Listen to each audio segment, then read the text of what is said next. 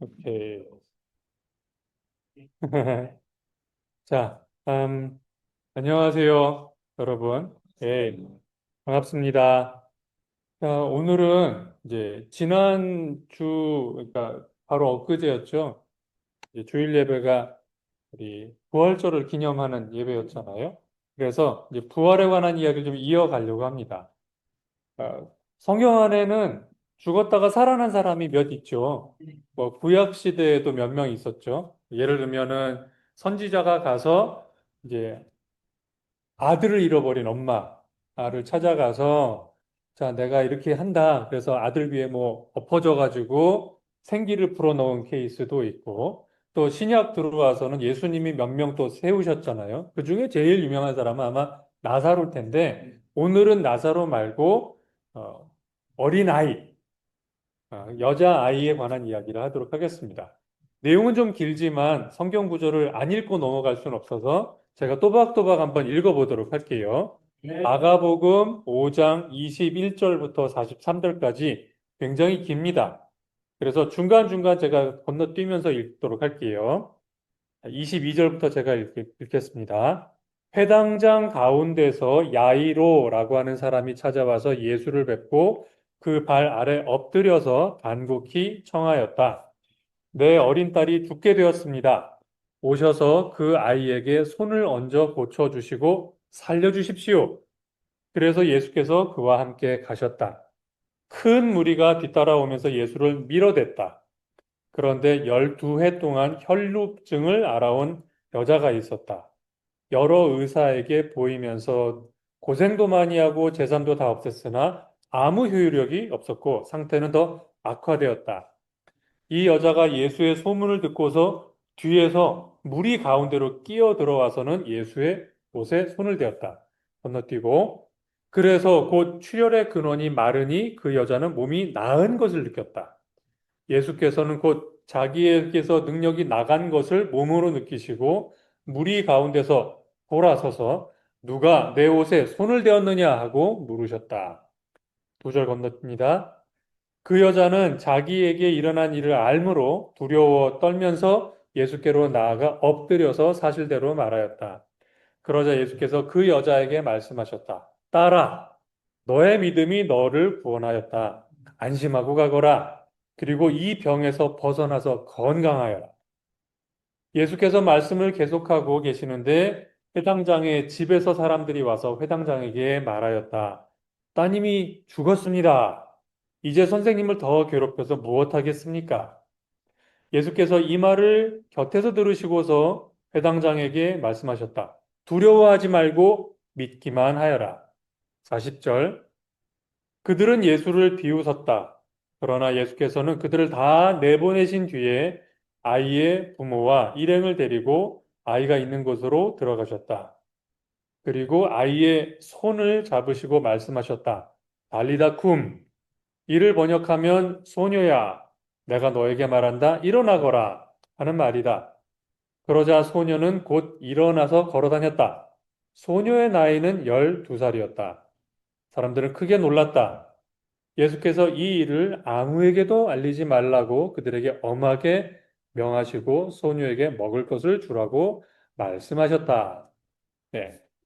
워낙 유명한 구절이고 우리가 잘 알고 있습니다. 그런데 한번 다시 보면서 예수님이 늦지 않는다.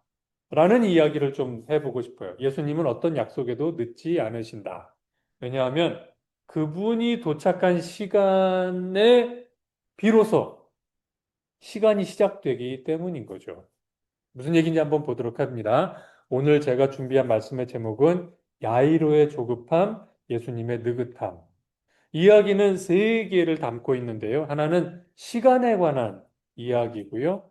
또 기다림에 관한 이야기고 믿음이 뭔가 하는 이야기가 같이 얽혀 있습니다. 먼저 사람을 만나보도록 할게요. 야이로입니다. 회당장이라고 합니다. 회당장이라고 하면 지금으로 표현하면 뭐가 될까요? 교회 행정총 담당자. 기업에서는 왜 CEO라는 말을 쓰고 COO라는 말도 쓰죠. CEO가 약간 대표 성격이면 COO는 안 살림을 총책임지는 분. 회당장은 약간 그런 사람인 거죠. 그래서 본인이 뭐 말씀을 절한다거나 이러진 않더라도 믿음도 충분한 사람이고 특히 행정 능력이 뛰어나서 온갖 문제를 다 처리할 수 있는 빠릿빠릿한 사람. 아마 이런 사람은 옷 입을 때도 좀 남다를 것 같아요. 그러니까 즉 우리가 어디 저 편의점 나갈 때 슬리퍼 신고 이렇게 대충 후줄근하게 입고 나갈 수는 있겠지만 아마 이런 사람은 밖에 나가면 다 나 알아볼 텐데. 그래서 나갈 때도 좀 제대로 차려입고 나가지 않았을까요? 이렇게 반듯하고 늘 여유로워 보이던 이 남자가 이날만큼은 화급히 달려와 먼지 나는 길 위에 털썩 무릎을 꿇었습니다. 그리고 이야기하죠. 선생님, 저희 집에 가주십시오. 저희 아이가 아픕니다. 선생님이 오시면 고치실 겁니다. 우리가 알고 있듯이 이제 유대교 안에서 예수님의 위상이 초기에는 그렇게 나쁘진 않았습니다. 즉, 유대교를 믿는 사람들도 아, 이분이 선지자가 아닐까 하고 기대했었던 거죠. 그렇다 하더라도 그래도 명색이 회당장이 저 30대 초반에 어디 저 시골 구석에서 나타난 목수인지 뭐 돌 깎는 사람인지 모르겠는데 그런 사람한테 저렇게 엎드린다고? 저 너무 좀 모양 빠지는 거 아닌가? 이런 생각을 했을 수 있죠. 하지만 아이가 아프면 부모는 자존심도 체면도 없죠. 아이 살리는 게 최우선이니까. 그래서 이 회당장은 급하게 가서 무릎을 꿇고 이야기를 드렸고 예수님은 가자! 지체 없이 같이 가십니다. 그런데 많은 사람들이 달려들죠. 존경하는 사람이기 저 때문에 선생님 얘기라도 좀 배우를 한다. 들어보자. 그리고 아니면 뭐 그걸로 부탁 좀 끝입니다. 해보자. 그러다 보니까 많은 사람들이 밀어붙였고 그 와중에 이제 어떤 여자가 틈새를 파고 들어서 옷을 잽싸게 만집니다. 이 여자는 우리가 잘 알듯이 오랫동안 피를 흘리는 병을 앓았고 그래서 여기 써 있듯이 치료를 다 해봤어요. 하지만 상황은 나아지지 않았고 돈은 다 썼습니다. 결혼은 했을까요? 결혼했다는 소식 이야기는 없지만 설사 결혼을 했어도 이 정도 되면 당시 기준으로는 남편이 이혼 증서를 써줄 경우 이혼 당했을 가능성이 있고요. 아시겠지만 고대 사회에서 우리가 항상 과부와 고아를 의식하는 이유는 그들은 아무에게도 보호를 못 받는 거잖아요.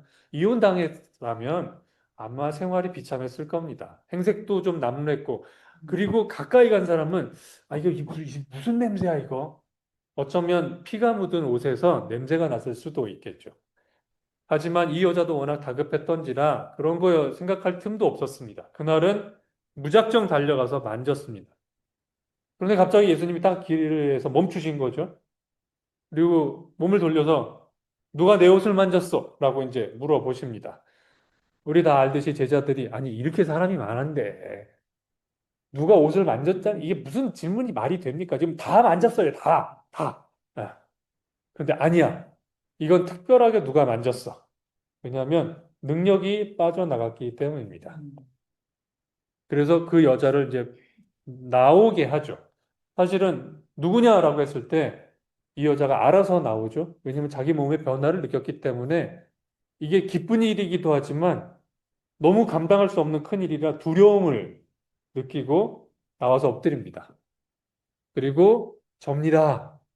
제가 오랫동안 이렇게 아팠고 했는데 혹시 손이라도 좀 대면 어떻게 될까 싶어서 나왔는데 정말로 제가 고침을 받았습니다. 자, 이 다음을 우리가 알고 있으니까 넘어갈 수 있지만 만약에 몰랐다면 과연 사람들 분위기는 어땠을까요? 어떤 사람은 병이 나았대! 이렇게 기뻐하는 사람도 있겠지만 어떤 사람은 아니, 율법에 의해 피 흘리는 사람은 부정한 사람인데, 정결하지 않은 사람인데, 지금 사람을 해집고 왔으면 그 사이에 부딪혔던 사람들 다 정결하지 않은 거고, 그럼 이 사람들 다 똑같이 오늘 밤에 해지기 전에 다 목욕해야 되고, 어쩌면 예배도 못 올 수도 있고, 이게 뭐 하는 짓이냐? 이럴 수도 있고, 그리고 감히 여자가 외간 남자 몸을 만져? 이것도 도발인 거고. 여러 면에서 사실은 아마 좀 좋지 않은 경험을 했을 수도 있었겠죠. 그런데 예수님이 어쩌면 아마 그 엎드린 여자의 시선만큼 내려가서 얼굴을 보고 이야기를 하신 것 같습니다. 딸아, 괜찮아. 너의 믿음 때문에 너가 치료를 받은 거야. 이제 이 병에서 자유롭게 가도 돼. 여기까지는 좋은데, 자, 야이로는 그 상황을 보면서 무슨 생각을 했을까? 우리 딸은 죽게 생겼는데, 듣기로는 이 사람이 그렇게 병을 잘 고친다는데, 그래서 달려와서 응급 환자가 있습니다! 라고 했는데, 지금 응급 환자는 놔두고 만성 질환자하고 얘기를 하고 있는 거예요. 만약에 이러다가 응급 환자가 죽으면 어떻게 될까요? 자, 한번 상상해 보세요. 여러분이 집안에 있는 어른 누가 쓰러지셔서 들쳐업고 막 달려갔어. 응급실에 들어갔어. 그리고 눕혀놓고 의사 어디 있어? 그래서 찾아왔어요. 근데 의사가 오다가 중간에 어떤 사람하고 요즘 어떠세요? 몸 괜찮으세요? 지난번에 드신 약은 괜찮고? 이런 얘기를 하는 거야. 속이 타겠죠? 그러는 사이에 내가 데려온 딸아이가 죽었어. 어떻게 돼요? 이거는 그냥 의료 소송이고 이 의사는 패소합니다. 어마어마한 돈을 물어내야 될 수도 있고 이런 의사를 제대로 관리 못한 병원은 위상이 추락할 겁니다. 지금 그래서 혈루증 여인의 등장은 야이로에게 그닥 그렇게 기쁜 일만은 아니었을 거예요. 근데 일단 참고 봤습니다. 뭐 이 선생님을 내가 머리채를 쥐어 뜯고 데려갈 수는 없는 거 아니에요. 듣고 있는데 누가 나타나죠. 집에서 사람이 왔어요. 그리고 얘기합니다. 선생님, 따님이 돌아갔습니다. 죽었습니다. 이제 뭐 더 뭐 이렇게 이분 붙잡고 뭐 얘기하실 필요가 없고요. 장례 준비하시죠. 얼른 가시죠. 자, 야이로는 무슨 생각했을까요? 저 사람이 여기서 지체만 안 했어도, 저 여자가 여기서 끼어들지만 않았어도, 저 여자 죽진 않잖아. 우리 딸은 죽었고, 별별 생각이 다 들었겠죠.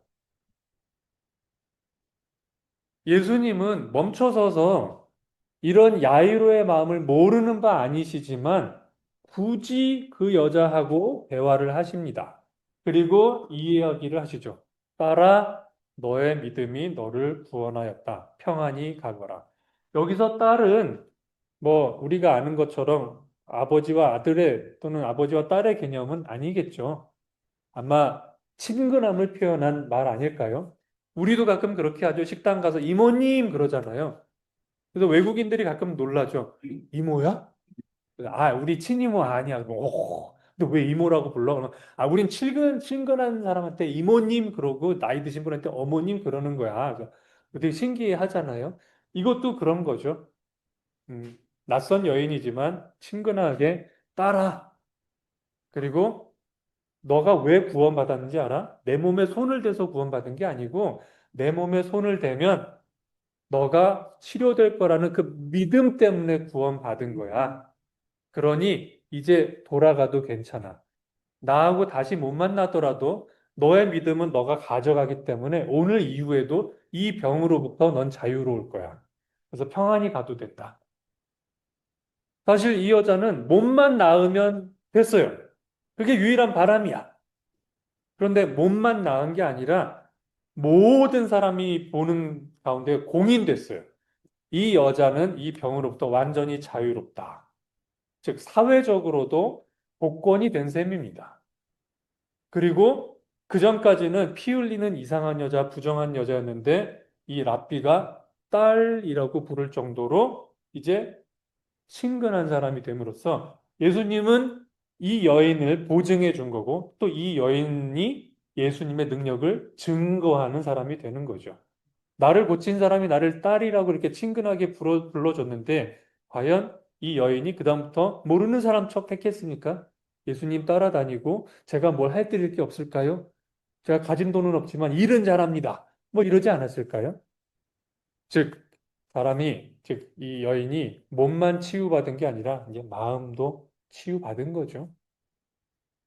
그러는 사이에, 예, 정작 야이로는 저 딸은 어떻게 됐는지 모르겠지만 선생님 딸은 죽었습니다.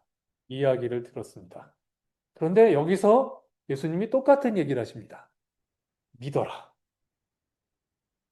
아까 그 여인한테 너의 믿음이 너를 치료한 거다 했는데 여기서는 믿어라. 그 말은 뭐예요? 이제 그 믿음 때문에 치료가 될 거다. 라고 이야기를 하시는 거죠. 야이로가 예수님을 모시고 집에 갔을 때 사람들은 무슨 반응했을까요? 결국엔 오셨네요 했을까요? 아니면 왜 이제 오세요 했을까요? 이건 뻔합니다. 왜 이제 오세요? 이렇게 뛰어나신 분이 조금이라도 일찍 왔으면 얘 살았을 거 아닙니까? 단번에 그랬을 겁니다. 아마 부인이 그랬을 수도 있고 아니면 그 집의 종들이 그런 말을 했을 수도 있고. 예. 그런데 예수님이 이런 얘기 하신 거죠. 나를 믿어라. 나는 늦지 않는다. 내가 도착한 시간에 생명이 시작된다. 우리가 이제 그리스어에 대해서 가끔 좀 듣잖아요. 신약 성경 얘기하다 보면 헬라어라는 말 듣죠. 헬라어에 시간을 뜻하는 단어가 두 개 있다. 이런 말 들어보셨죠? 하나는 크로노스라고 합니다. 그래서 우리 그리스 신화에도 보면 뭐 제우스의 아버지가 크로노스잖아요. 즉 시간의 신이었던 거죠. 그런데 시간을 뜻하는 다른 말이 뭐죠? 카이로스. 그러니까 우리가 이게 상식이 장난이 아니야. 어디 가서 헬라어를 얘기하는데 카이로스가 나오겠어요. 이 교회니까 나오지. 카이로스입니다. 우리 저 명동교회에 있는 자매가 쓴 드라마 제목도 카이로스죠. 예. 그래서 이게 타임슬립 이야기잖아요. 왜 우리 그 자매가 카이로스를 썼을까? 크로노스는 그냥 자연스럽게 흘러가는 시간이고요. 이거는 특정한 의미가 없습니다. 물리적인 시간이에요. 하지만 카이로스는 이 순간, 그게 카이로스죠. 의미가 있는 순간. 예수님께서, 야, 크로노스의 관점에서 보면 내가 늦을 수도 있고 이를 수도 있는데, 카이로스 관점에서 보잖아? 내가 시작이야. 내가 도착하면 그때 시작되는 거야. 그래서 내가 늦는 일은 없어. 다른 사람들은 왜 이제 오셨냐라고 할 때 예수님은 아니, 늦지 않았거든. 그래서 예수님은 미안해하지 않으세요. 그리고 이렇게 생각할 수도 있어요. 예수님께서 어쩌면 일부러 늦게 오셨을지도 모른다. 일부러. 죽, 물론 야이로가 들으면 어떤 부인이 들으면 기겁할 일이지만 아이가 죽은 다음에 가려고. 그런데 이 구절 잘 보시면 사람들이 아이가 죽었습니다 그랬을 때 예수님은 아니, 얘 자고 있어. 이렇게 이야기하시는 거죠. 자고 있는 사람은 어떻게 하면 돼요? 톡톡톡 쳐서 깨우면 되는 거죠. 죽은 사람은 어쩔 수 없지만 자는 사람은 깨울 수 있습니다. 예수님 관점에서는 너희들 눈에는 얘가 죽었는지 모르겠지만 내 눈에 그냥 자는 애야. 툭툭 건드리면 일어나서 밥 먹을 거야. 이제 밥 먹자 그러면 일어날 거라고. 그래서 예수님은 자신이 단지 사람을 고치는 능력이 있음을 보여주시는 게 아니라 예수님 당신이 생명 자체를 주실 수 있고 거둘 수 있다는 걸 알려주시기 위해서 나도 일부러 늦게 가셔야 됐습니다. 그리고 예수님이 도착해서 아이를 만나시죠. 그리고 달리다 쿰 이렇게 표현하죠. 달리다 쿰이라는 말이 좀 재미있기도 하고 굳이 우리가 모르는 말을 그렇게 달리다 쿰 이렇게 써놔서 그 말을 알라고 하는 것 같아서 좀 검색을 해보니 쿰은 일어나 이런 뜻이고 달리다는 우리는 이제 따라 이렇게 번역하는데 그 따라 이런 게 약간 왜 할머니들이나 이런 분들이 쓰시는 거 있죠. 우리 강아지 이런 거 있잖아요. 손주들 보고. 약간 그런 표현이에요. 그래서 오구구구 우리 애기 일어나 이제. 달리다 쿰이 일어나거라 이게 아니라 오구오구 이제 그만 자 이제 일어나. 요 표현이에요. 아가 일어나 밥 먹어야지. 그래서 실제로 깨운 다음에 뭐 하시냐면 얘 밥 먹여라 이러시잖아요. 예수님한테는 그게 별게 아니었던 거예요. 자, 그러면 이제 야이로하고 이 혈루증 여인에 대해서 한번 좀 보도록 할게요. 그들은 그들이 바라는 거 이상으로 받았습니다. 여인은 몸만 치료받으면 됐어요. 그러면 그다음부터 어떻게 혼자 해보려고 그랬는데 예수님이 그냥 몸이 치료받는다고 사회적으로 복권이 되는 게 아니에요. 내가 많은 이들이 보는 앞에서 내가 얘기해 줄게. 너는 깨끗해. 이제부터 사회생활하는데 아무 문제 없어. 내가 보증. 그리고 다른 누구도 이 여인에게, 이 딸에게 뭐라고 하면 안 된다. 그리고 앞으로도 이 병으로부터 자유로울 것을 내가 알려준다. 해주시는 거죠. 그런데 흥미로운 건 그렇게 더 많은 것을 받기 위해 더 많은 것을 요구받았습니다. 즉, 몸이 치료받는 거는 살짝 가서 만지는 걸로 끝나지만 모든 사람 앞에서 이 사람 괜찮아 라는 인증을 받으려면 모든 사람 앞에 나와야 돼요. 그래서 예수님이 나오라고 하시는 거죠. 사실 그때 치료받은 사람 가라 하셔도 되잖아요. 굳이 나와라. 그 여인이 두려워 떨며 나왔기 때문에 사실은 완전히 복원이 된 거죠. 야이로는 어떤가요? 야이로의 바람은 하나. 우리 딸이 이 병에서 나았으면 좋겠습니다. 사실 부활에 대한 믿음까지 기대하지 않았어요. 그냥 치료만 받았으면 좋겠다. 근데 예수님이 굳이 일부러 늦게 가시고 다 죽었다는데 죽긴 뭐가 죽어? 자는 애 깨우면 되지. 자, 여기만 나 따라오세요. 그래서 데리고 가서 봐봐. 무슨 엄청난 제사를 드리고 막 이렇게 춤을 이런 거 필요 없고 그냥 나는 얘 건드리면 일어나. 그래서 아이 손잡고 뭐야 일어나 이제 밥 먹어. 그랬더니 아이가 일어나는 거예요. 그때 야이로가 뭘 느꼈을까? 이분은 그냥 체급이 다르다. 뭐 무슨 어마어마한 제사를 지내고 주문을 외고 이런 게 필요 없어. 그냥 일어나 그러면 삶과 죽음이 자리를 바꾸는 어마어마한 분이라는 걸 알게 되죠. 그래서 그와 어쩌면 그 아내와 그 딸 모두가 예수님을 구세주로 받아들였을 겁니다.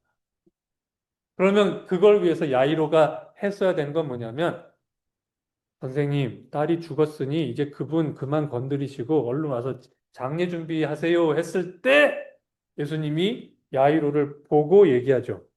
저런 잡소리 듣지 말고 내 얼굴 보고 나를 믿어라.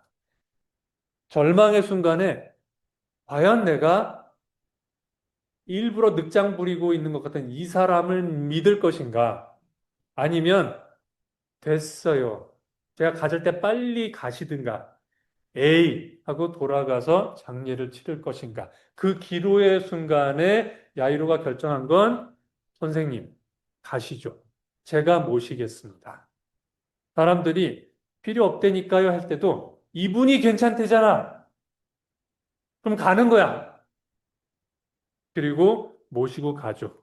가족이 어쩌면 부인이 와서 왜 이제 왔냐 그랬을 때 조용히 해. 안 늦었어. 이분이 괜찮대. 무슨 소리 하냐고 애가 죽었는데 입 다물고 당신 입 다물고 그냥 이 선생님이랑 같이 올라갑시다. 믿음의 행위를 해야 되는 거죠. 이건 사실 쉽지 않습니다. 하지만 이 절망 속에서 믿음을 발휘했기 때문에 그는 딸이 치료받는 게 아니라 딸이 부활하는 걸 경험했죠. 그리고 아마 모르긴 해도 그 본인이 살아있고 또 딸이 살아있는 동안 계속 얘기했을 거예요. 너 기억하냐? 예수님이 너 깨우신 거야. 너 기억도 못하지. 그냥 잠잔 줄 알았지. 잠잔 게 아니라 네가 죽었더랬어요. 네 목숨은 하나님이 다시 주신 거야. 그럼 어떻게 살아야 돼? 라고 얘기했겠지. 더 많이 받으시고 싶으신가요? 그러면 더 많이 요구받을 때 피하시면 안 됩니다. 결정적인 순간에 이건 말이 안 돼 할 때 그래도 믿는 거죠. 이 이야기는 저한테 굉장히 의미가 있습니다. 왜냐하면 저는 야이로랑 많이 비슷할 것 같아요. 그렇지 않나요? 네. 우리 교회 안에서도 무슨 설문만 하면 다 제가 하잖아요. 무슨 뭐 회의만 하면 기록도 다 제가 하고, 어? 뭐 최근에는 우리 정말 실력 좋은 운영위원들이 많이 들어와서 뭐 부동산 계약도 해주고 그러시지만 저는 공감 많이 돼요.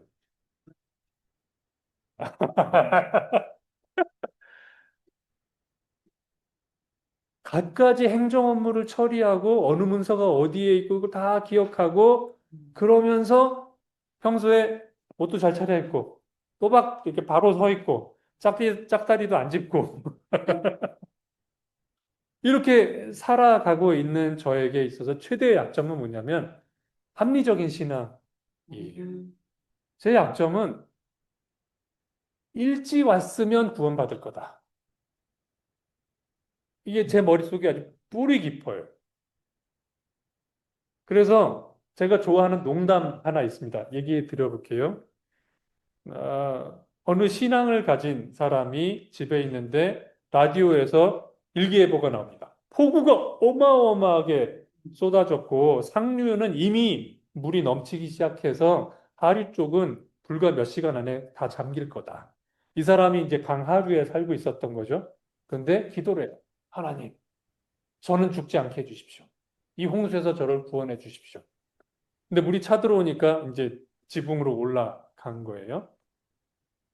배가 오면서 소방대원이 배를 타고 가서 자, 여기 타세요. 그랬더니 괜찮습니다. 하나님이 저를 구원하실 겁니다. 그래서 아니 타시라니까 괜찮아요? 그래서 이 소방관이 그 배를 몰고 다른 집에 가서 이제 사람들을 구조했어요. 이제는 지붕 꼭대기에 올라갔는데 이제 찰랑찰랑 차와요. 헬리콥터가 와서 이거 잡으세요. 그런데 괜찮습니다. 하나님이 저를 구하실 겁니다. 결국에는 헬리콥터도 이 사람 못 구하고 갔어요. 이 사람 죽었어. 물에 빠졌어. 하나님한테 가서 아니 제가 그렇게 열심히 기도를 했는데 왜 저를 안 구해주십니까? 그랬더니 야, 내가 배도 보내고 헬리콥터도 보냈는데 네가 안 잡았잖아. 저는 이 농담 좋아해요. 이 농담에 담겨 있는 의미는 왜 합리적인 범위 안에서 신앙생활 하지 않고 궁지의 상황까지 방치한 다음에 하나님한테 요청하냐. 그게 바른 태도냐. 라는 게 제 마음속에 있습니다. 그렇기 때문에 저는 지금도 그렇고 예전에도 그렇고 계속해서 할 수 있으면 해내자. 그리고 죄송해요. 똑바로 안 하는 것 같이 보이는 사람은 저 왜 저러고 있지? 저러고 왜 기도로 하나님을 협박하고 그래? 기도면 다 돼? 본인이 안 하면서 이런 생각이 있어요. 아, 죄송합니다. 합리적인 신앙을 가진 야이로라면 저랑 비슷했다면 아마 거기서 왜 제가 가잘 때 안 가세요? 라고 했겠죠. 그런데 야이로는 합리적인 신앙을 넘어서기 시작했어요. 진짜 믿음으로 간 거죠. 당신에게는 늦은 때는 없습니다. 당신이 도착한 시간이 정시입니다. 당신이 시작하자고 한 때가 시작 시간입니다. 그러니 저는 당신을 믿고 가겠습니다. 가시죠. 만약에 여러분 중에 또 우리 줌으로 접속해서 같이 예배를 드리는 강남교회 또 일산교회 계신 분들 중에 왜 하나님은 제 기도를 아직까지도 안 들어주시죠? 언제 오실 건데요? 왜 이렇게 늦으십니까? 라고 혹시 생각하시는 분이 있으시다면 저의 믿음은 부족하지만 야이로의 이야기를 통해서 말씀드리고 싶습니다. 예수님은 늦지 않으십니다. 예수님이 도착한 시간이 정시입니다. 예수님은 크로노스, 흘러가는 물리적 시간에 좌우되는 분이 아니라 당신께서 시작하고 싶을 때 시작하실 수 있고 당신께서 끝내고 싶으실 때 끝내실 수 있는 만왕의 왕이시고 전능한 주님이십니다. 그래서 그분을 우리가 두려워하지 않고 그분을 믿기만 한다면 우리에게 필요한 것은 필요한 때에 주어질 겁니다. 지난 1년 이상 우리 강남교회 많은 사람들이 부동산을 찾으러 그렇게 돌아다녔습니다. 진짜 어이없는 일도 많이 당했죠. 계약하자고 그러시죠. 내일 만나시죠. 하는데 바로 전날 싫은데요. 이거 한두 번 전화 받은 것도 아니고 심지어는 그때 언젠가요? 뭐 가는 길에 전화 받았던가? 예. 네. 이제 확정 지으려고 가는 길에 전화 받았는데 안 하겠다고. 그래서 우리가 문제 주시려고 이러시는 거예요. 다급해진 마음에 뭐 지하도 찾아보고 막 여러 군데 찾아봤는데 웬걸 2층짜리 건물이 있었네. 아니. 그 8층 건물인가 2층이 비어 있었네. 그것도 지하철역에서 딱 150m 앞에. 그걸 우리가 먼저 다급한 마음에 다른 데랑 계약했으면 어쩔 뻔했어요. 그죠? 하나님이 야, 그 공간은 이게 니네가 1년만 왔어도 돈 더 많이 냈어야 했어. 근데 묵혀놨더니 지금 가격 많이 내려갔거든? 요때 들어가는 거야. 라고 하셨나 봐요. 그래서 지금 상대적으로 내려간 가격에 지하철역 그 가까운 곳에 지하도 아니고 양쪽으로 창문이 다 있는 뻥 뚫린 곳에 내일 계약해야 되는데. 네. 아멘. 믿기만 하여라. 두려워하지 말고. 그래서 오늘 지금 저 도장 다 받아가셨어요. 여러분 기도 필요합니다.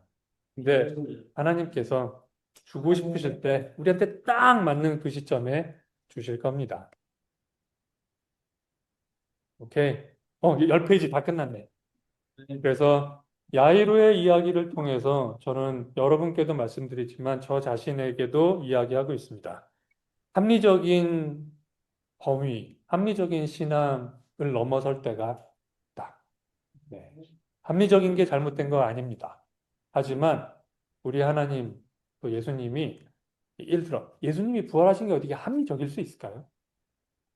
생물학의 세계에서 고등생물체가 죽으면 부활 못 하잖아요. 가등생물체는 그럴 수 있어. 뭐 아메바 같은 건 뭐 무성생식도 하고 얼었다 녹일 수도 있고. 근데 사람은 그렇지 못하죠. 이게 합리적인 이 신앙 자체가 합리적이지 않은데 제가 합리적인 범위 안에서만 신앙생활을 하려고 했던 게 참 모자라고요. 이 말씀 준비하면서 저는 시간에 예민해서 시간 약속 안 지키는 사람 싫어하고 문제가 많은데 다시 한번 느낍니다. 예수님은 늦지 않으신다. 끝까지 들어주셔서 감사합니다.